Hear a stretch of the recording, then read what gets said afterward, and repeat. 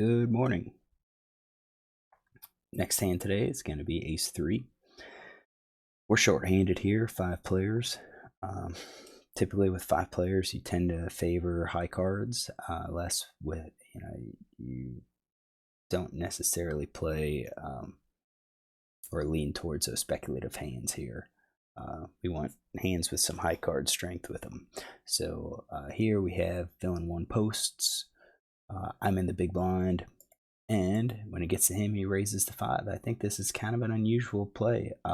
He could do this. I think there's 2 types of people that'll do this. One, it's a type that once they have money in the pot, they're just always going to do this regardless of their hand or regardless of the strength of their hand. They can do this with big cards. They can do this with weaker cards. They're just doing it because they already had a dollar out there for the post.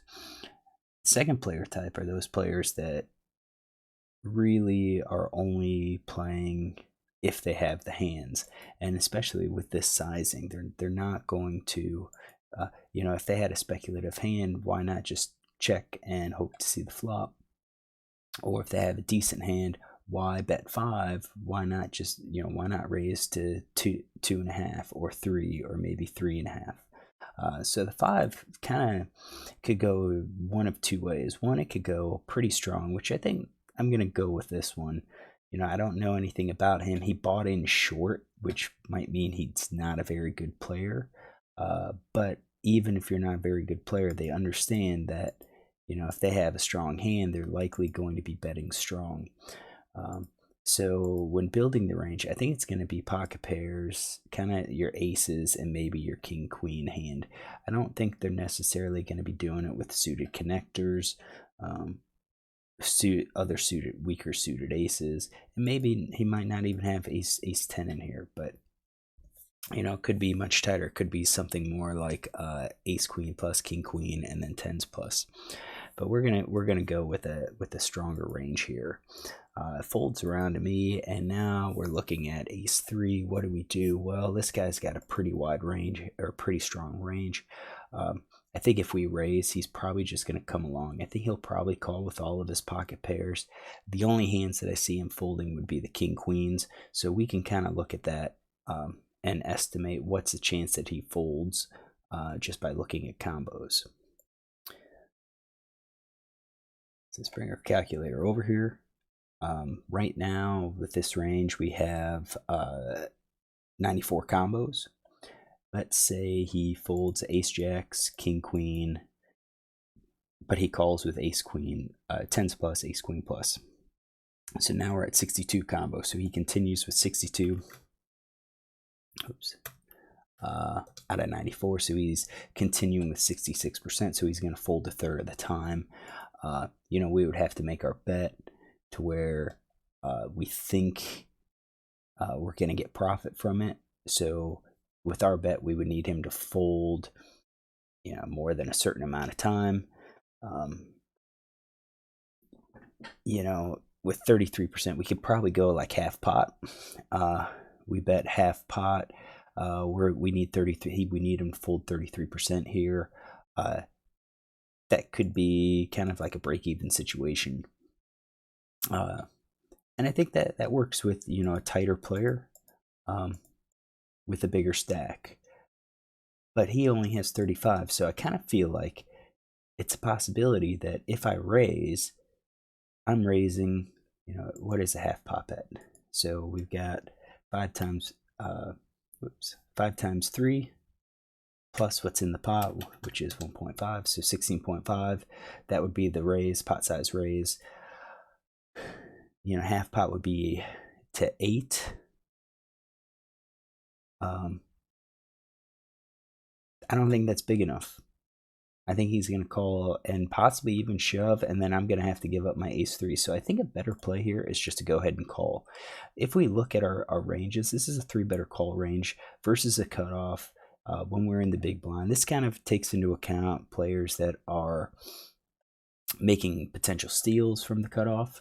I don't think this is this guy. So, if we let's say we go back to the tight position, Now we've got a 3-bet range like that and a call range like this. I think this is a little bit better for this situation.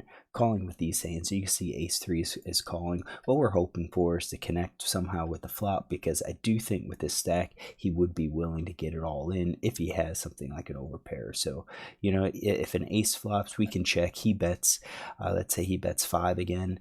If we raise, he might call with kings and queens and complain about getting unlucky. Or we flop, you know, ace-3 and he has ace-king, he's going to pay us off. If we flop, you know, threes or straights, he's going to pay off. So I think possibly we can call. We can always fold and just say, you know what, he doesn't have big enough stack for us to pursue. Let's fold and move to the next hand.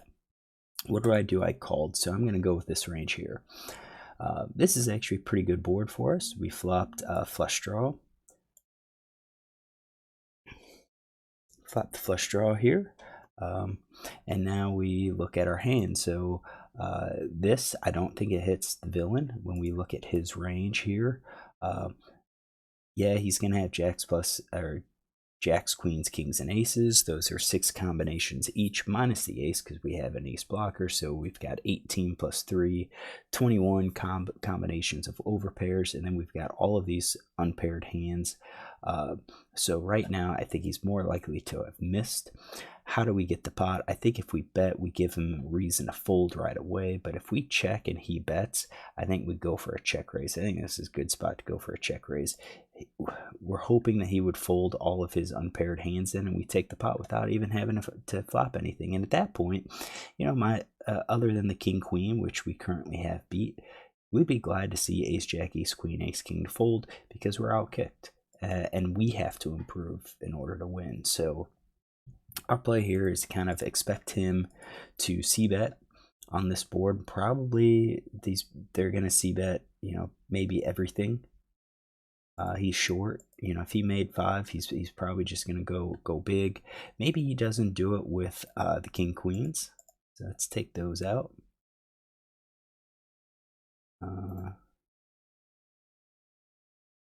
And even the 2-card backdoor flush draw. Let's do the overcards, flush draws, overpairs. You know, we're looking at 83.5%, and we're going to have our flush draw here. So I think I would check raise our flush draws. Not all of our flush draws.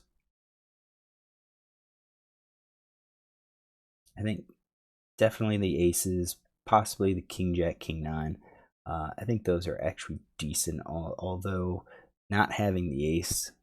Well, no, if we don't have the ace, it makes it more likely that the villain's going to have like the ace king, ace queen, ace jack type hand. So yeah, I think flush draw there. I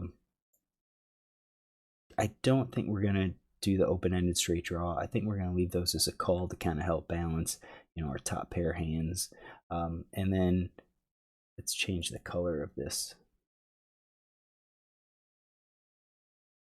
so that we can see the percentages. There you go. So you can see we're about half and half. Half set, half flush draw. I think that's a pretty good combination here. Pretty good breakdown. So, you know, we check. He bets 8, which is actually fairly large. Kind of, that might be a hand where he's betting to get us to fold. So that could be ace king, ace queen, ace jack. Do I expect him to call with those hands? Not at all. So if he calls, we're up against pocket pair, in which case we've got pretty decent equity. Now, how much do we raise? I think we just shove them all in for 27, which is what I did. Just put them all in. He calls. So we're at that. I think when he calls, we're dealing with a set or an overpair. Maybe the flush draw if he has king queen.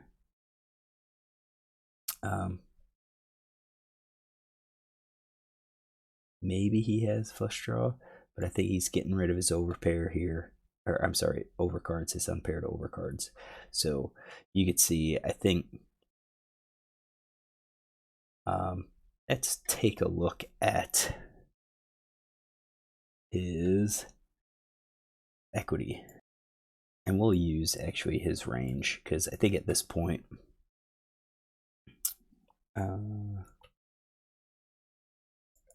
We're going to use that his range, and we have ace 3. Ace 3 clubs. Just I'm curious to see where we stand. We got 2 of clubs.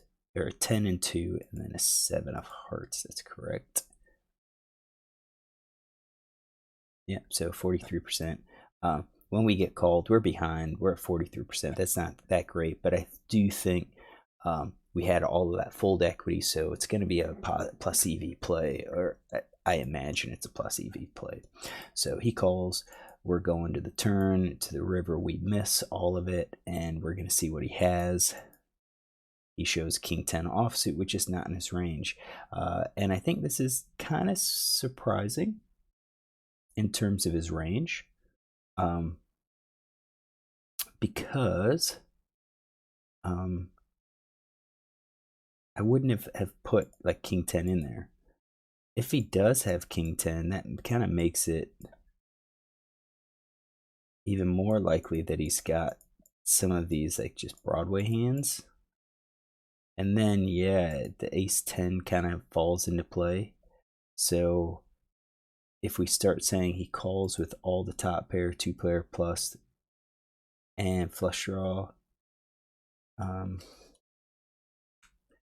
do that. So still, he's going to be folding a lot of hands, or I think he's going to fold a lot of hands. We're still at 42, so I don't even say, this was a bad play. We made a play. He had king 10, so be it. He got lucky. He caught that 10. We definitely had pretty good hands with him. I think he's still going to c-bet a lot of his hands. Jack queen, king queen. He's going to have a lot of folds, so that's okay.